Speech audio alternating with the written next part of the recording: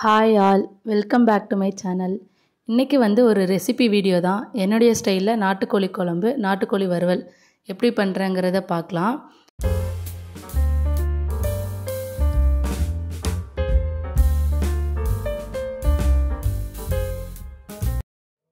குழம்புக்கு தேவையான பொருட்கள்: 1 கப் சின்ன வெங்காயம், ஒரு துண்டு இஞ்சி, ஒரு 7-8 பல் பூண்டு, வரமிளகாய் ஒரு 3, கறி லீஃப் கொஞ்சம், ஜீரகம் 1/2 டீஸ்பூன், மல்லித்தூள் 1/2 டீஸ்பூன், தேங்காய் பூ ஒரு 2 டேபிள் ஸ்பூன். இப்போது குழம்புக்கு உண்டான மசாலா ரெடி பண்ணிக்கலாம். அதுக்கு ஒரு பேனில் ஆயில் ஊற்றிட்டு 1/2 டீஸ்பூன் ஜீரகம், நாம் எடுத்து வச்சுருக்க இஞ்சி, பூண்டு, சின்ன வெங்காயம், வரமிளகாய், கறிவேப்பிலை இதெல்லாம் போட்டு நல்லா வணக்கிக்கலாம். நல்லா பொன்னிறமாக வர வரைக்கும் இதெல்லாம் நல்லா வணங்கி எடுத்துக்கணும்.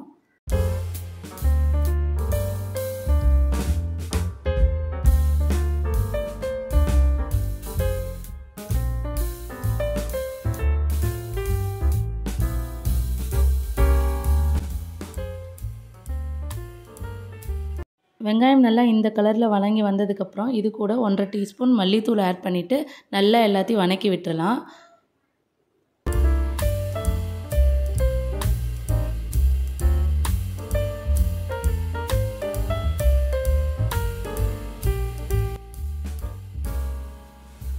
கடைசியாக நம்ம எடுத்து வச்சுருக்க தேங்காய் பூ போட்டு நல்லா கலரி விட்டுட்டு ஸ்டவ் ஆஃப் பண்ணிவிட்டு இந்த மசாலாவை ஆற வச்சிடணும். இது நல்லா ஆறுனதுக்கப்புறம் மிக்சர் ஜாரில் போட்டு அரைச்சி பேஸ்ட் பண்ணி எடுத்துக்கலாம்.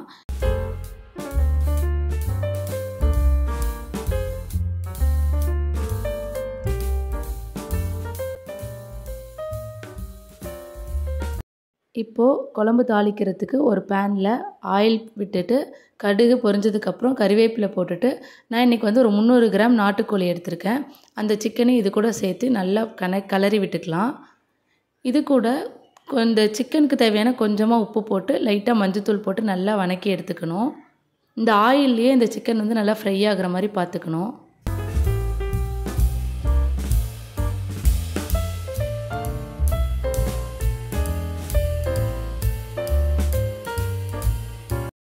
இந்த மாதிரி சிக்கன் வணங்கும் போதே உப்பு போட்டால் தான் இந்த சிக்கன்லேயே குழம்புல இருக்க சிக்கன்லேயும் நல்ல உப்பு இறங்கியிருக்கும். அப்போ தான் குழம்போடு சாப்பிடும் போது டேஸ்ட் நல்லாயிருக்கும்.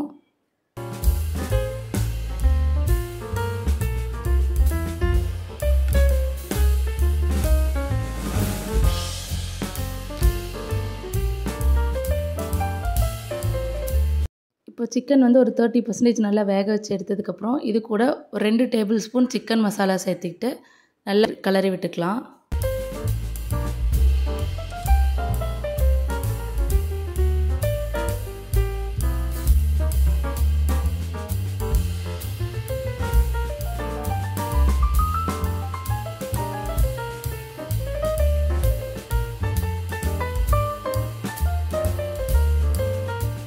இப்போது இந்த மசாலாவில் ஒரு 10% சிக்கன் வெந்ததுக்கப்புறம் இது கூட நம்ம ஆல்ரெடி அரைச்சி வச்சுருக்க அந்த பேஸ்ட் இது கூட சேர்த்திக்கலாம். இப்போ இது நல்லா சேர்த்திட்டு இதில் தேவையான அளவு தண்ணி ஊற்றிக்கலாம். நாட்டுக்கோழி கொஞ்சம் தண்ணியாக இருந்தால் நல்லாயிருக்கும் குழம்பு. ஸோ அதனால் நல்லா தாராளமாகவே தண்ணி ஆட் பண்ணி நல்லா கலரி விட்டுக்கலாம்.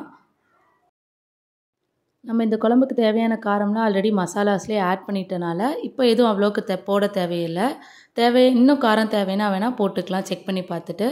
இதை ஒரு 15 மினிட்ஸ் நல்லா கொதிக்க விட்டோம்னா குழம்புல இந்த மாதிரி எண்ணெய் தனியாக பிரிஞ்சு வரும். அவ்வளோதான், நல்லா ஈஸியான சிக்கன் குழம்பு ரெடி ஆயிடுச்சு. உண்மையாகவே இதை சாப்பிட்டு பார்க்கும்போது அவ்வளோ டேஸ்ட்டாக இருக்கும். ஏன்னா இது தண்ணி குழம்பு, இது நாட்டுக்கோழி தண்ணி குழம்புங்கிறதுனால சாப்பிட்றதுக்கு ரொம்ப டேஸ்ட்டாக இருக்கும்.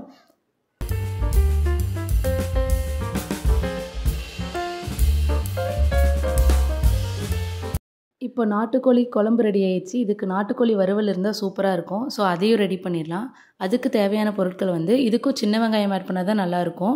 ஸோ சின்ன வெங்காயம் தேவையான அளவு எடுத்துகிட்டு வரமிளகாய், இஞ்சி பூண்டு பேஸ்ட்டு, சிக்கன் மசாலா, வரமிளகாய் தூள், சில்லி பவுடர் இதெல்லாம் ரெடி பண்ணி வச்சுக்கலாம். இப்போது நான் இன்றைக்கி மண் சட்டியில் தான் செய்ய போகிறேன். ஸோ அந்த கடாயை எடுத்து வச்சுட்டு இதில் ஆயில் ஊற்றிட்டு கடுகு, நம்ம எடுத்து வச்சுருக்க வரமிளகாய், கறி லீஃப், சின்ன வெங்காயம், இதில் சின்ன வெங்காயம் கட் பண்ணாமல் அப்படியே முழுசாக ஆட் பண்ணிக்கணும். ஸோ இதெல்லாம் போட்டு நல்லா வதக்கி விட்டுறலாம். வெங்காயம் நல்லா வதங்கி வந்ததுக்கப்புறம் இது கூட நம்ம எடுத்து வச்சுருக்க 1/2 டீஸ்பூன் இஞ்சி பூண்டு பேஸ்ட்டு ஆட் பண்ணிக்கணும். இஞ்சி பூண்டோட பச்சை வாசனை போனதுக்கப்புறம் நான் இன்றைக்கி வந்து ஒரு 400 கிராம் சிக்கன் எடுத்திருக்கேன், நாட்டுக்கோழி. இதையும் இது கூட ஆட் பண்ணிவிட்டு, இது கூடவே இதில் தேவையான அளவு சிக்கனுக்கு தேவையான அளவு உப்பு போட்டு கொஞ்சமாக 1 பிஞ்ச் மஞ்சத்தூள் போட்டு நல்லா கலரி எடுத்துக்கலாம். இதில் எந்த மசாலாவும் இப்போ ஆட் பண்ண வேணாம். குழம்புல சொன்ன மாதிரி இதுலேயும் வந்து இந்த ஆயில்லையே நல்லா சிக்கன் வந்து நல்லா ஓரளவுக்கு ஒரு 30% நல்லா வெந்து வரணும்.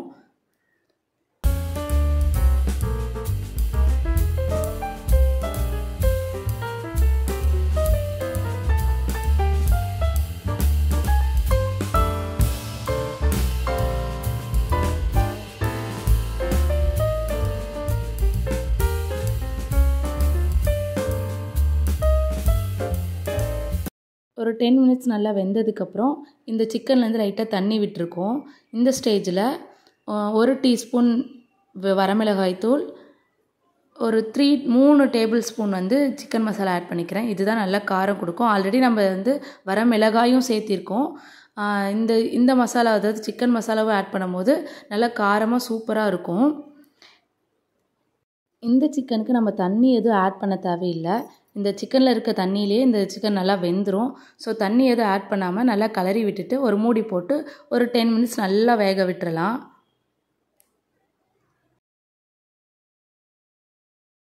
பத்து நிமிஷம் கழித்து பார்த்தோம்னா சிக்கன் நல்லா வெந்திருக்கும். இந்த ஸ்டேஜில் நல்லா ஸ்டவ்வை வந்து ஆனில் வச்சுட்டு நல்லா ட்ரை பண்ணிக்கலாம். அதாவது இதில் வந்து கொஞ்சம் மசாலா இருக்குது இல்லையா, அதையும் வந்து நல்லா ட்ரை ஆகிற அளவுக்கு பண்ணிட்டோம்னா இன்னுமே நல்லா ஸ்பைஸியாக இருக்கும் சாப்பிட்றதுக்கு. இல்லைன்னா அப்படி வேணாம், எனக்கு இந்த கிரேவியாகவே வேணும்னாலும் அப்படியேவும் எடுத்துக்கலாம். அவ்வளோதான், சூப்பரான நாட்டுக்கோழி வறுவல் ரெடி ஆயிடுச்சு. நான் வந்து இன்றைக்கி நல்லா ட்ரை பண்ணி எடுத்திருக்கேன். கிரேவியாக வேணுங்கிறவங்க கிரேவியாகவும் அப்படியே ஆட் பண்ணி சாப்பாட்டில் அதாவது ஒயிட் ரைஸ்லாம் நல்லா பிசைஞ்சு சாப்பிட்டா சூப்பராக இருக்கும். நான் வந்து ஆல்ரெடி குழம்பு வச்சுருந்ததுனால அந்த குழம்பு கூட இந்த ட்ரையை வந்து நாட்டுக்கோழி ட்ரை நல்லா ஆட் பண்ணி சாப்பிட்டோம்னா காம்பினேஷன் சூப்பராக இருக்கும். கண்டிப்பாக ட்ரை பண்ணி பாருங்கள். செய்யறதுக்கு இது வந்து ஈஸி தான். இந்த ரெசிபி ட்ரை பண்ணி பார்த்தீங்கன்னா கண்டிப்பாக கமெண்ட்டில் சொல்லுங்கள் எப்படி இருந்துச்சுன்னு சொல்லிவிட்டு. உங்களுக்கு இந்த மாதிரி வீடியோலாம் பிடிக்கணும்னா என்னுடைய சேனலை சப்ஸ்கிரைப் பண்ணிக்கோங்க. உங்களை இன்னொரு இன்ட்ரெஸ்டிங்கான வீடியோவில் பார்க்குறேன். Until then, stay tuned. Bye. Thanks for watching.